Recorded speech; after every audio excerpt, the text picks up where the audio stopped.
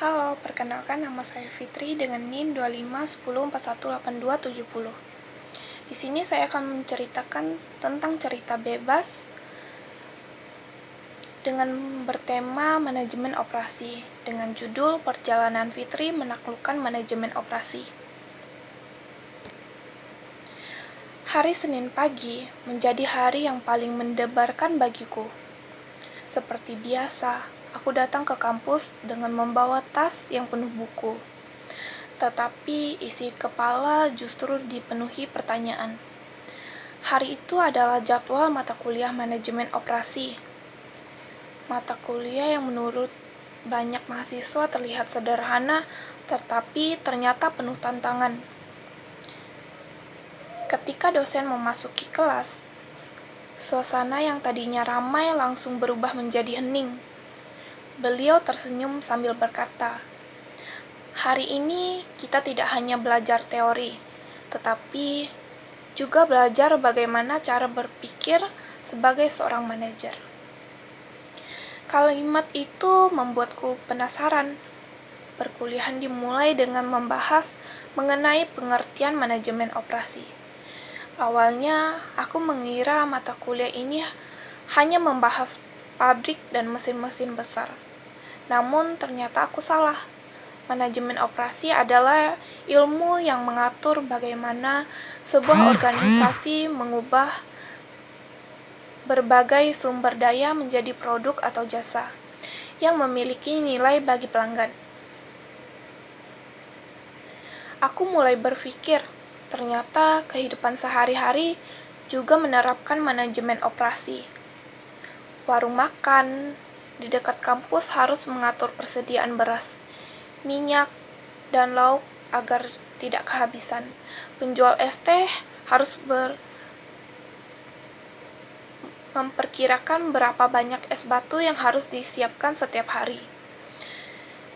Bahkan ketika aku membuat jadwal pelajaran agar semua tugas selesai tepat waktu. Tanpa sadar, aku juga sedang menerapkan konsep manajemen operasi. Pada pertemuan berikutnya, kami mempelajari peramalan. Dosen memberikan contoh sederhana. Jika minggu lalu kantin menjual 200 porsi ayam geprek, dan minggu ini 250 porsi, bagaimana perkiraan penjual minggu depan? Mahasiswa mulai menghitung. Ada yang menggunakan rata-rata, ada yang menebak, bahkan ada yang mengikuti jawaban temannya. Saat itulah aku menyadari bahwa sebuah keputusan bisnis tidak boleh dibuat berdasarkan perasaan saja. Semua harus didukung oleh data agar hasil lebih akurat. Materi selanjutnya adalah kapasitas produksi. Awalnya aku merasa istilah itu rumit, namun setelah dijelaskan menggunakan contoh toko roti, semuanya menjadi lebih mudah dipahami. Jika toko roti hanya mampu membuat 300 roti setiap hari, tetapi menerima pesanan sebanyak 500 roti, pelanggan akan kecewa karena pesanan terlambat. Sebaliknya, jika membuat terlalu banyak roti tanpa ada pembeli, maka roti akan terbuang sia-sia. Dari situ, aku belajar bahwa menentukan kapasitas yang tepat sangat penting agar usaha berjalan efisien. Kemudian, kami belajar mengenai tata letak atau layout. Dosen menunjukkan beberapa gambar pabrik dan minimarket. Beliau bertanya, mengapa rak kebutuhan pokok selalu berada di bagian belakang supermarket? Awalnya aku bingung, ternyata jawabannya sederhana. Pelanggan harus melewati banyak produk sebelum sampai ke tujuan, sehingga kemungkinan membeli barang lain menjadi lebih besar.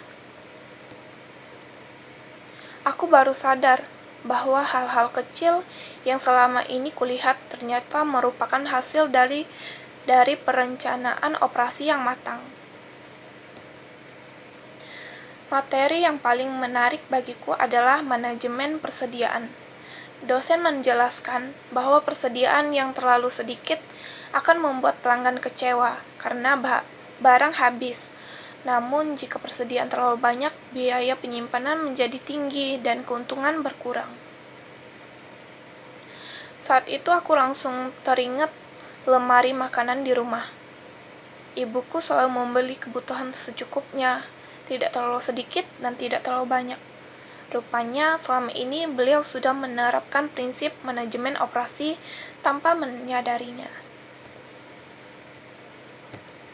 Pertemuan berikutnya membahas pengendalian kualitas, quality control.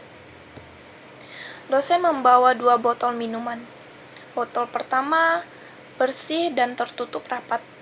Botol kedua labelnya miring dan tutupnya longgar. Kalau kalian menjadi pelanggan, mana yang akan dipilih? Seluruh mahasiswa serempak menunjuk botol pertama.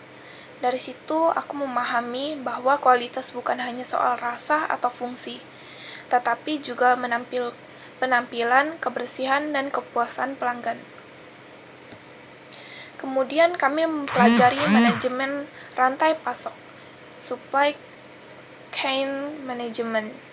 Awalnya, aku mengira rantai pasokan hanyalah proses pengiriman barang. Ternyata, prosesnya jauh lebih panjang, dimulai dari pemasokan bahan baku, produsen, distributor, toko, hingga akhirnya produk sampai ke tangan konsumen. Jika satu bagian mengalami masalah, seluruh proses ikut tanggung. Misalnya, jika pemasokan terlambat pengirim tepung, pabrik roti tidak dapat produksi. Akibatnya, toko tidak memiliki stok, dan pelanggan tidak bisa membeli roti. Dari materi itu, aku belajar bahwa kerjasama antar bagian sangat penting dalam sebuah organisasi. Menjelang akhir semester, dosen memberikan tugas kelompok. Kami diminta merancang sebuah usaha kecil lengkap dengan proses operasionalnya. Kelompok kami memilih membuka usaha minuman kekinian. Awalnya kami hanya memikirkan rasa minuman, namun setelah mengingat semua materi yang telah dipelajari, kami mulai menyusun semuanya dengan lebih teratur.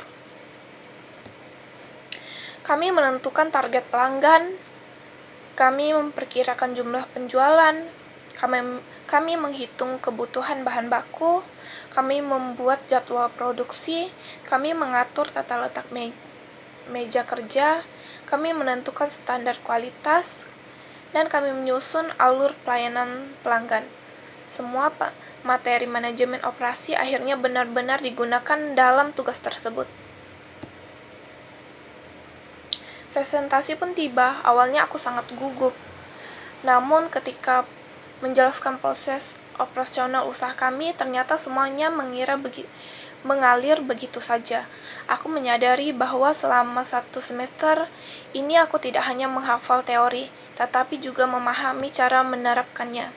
Setelah presentasi selesai, dosen memberikan beberapa masukan dan berkata, seseorang manajer operasi bukan hanya orang yang pandai menghitung. Ia juga harus mampu berpikir sistematis, bekerja sama, menyelesaikan masalah, dan membuat keputusan yang tepat. Kalimat itu sangat membekas dalam ingatanku. Kini aku memahami bahwa manajemen operasi bukan sekadar mata kuliah untuk mendapatkan nilai.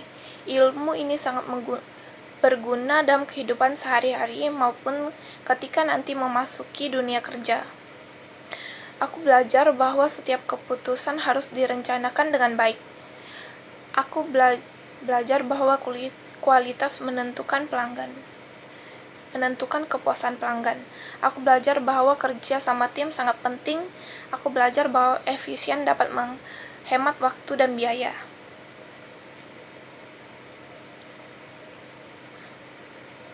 Sekian dari saya, terima kasih.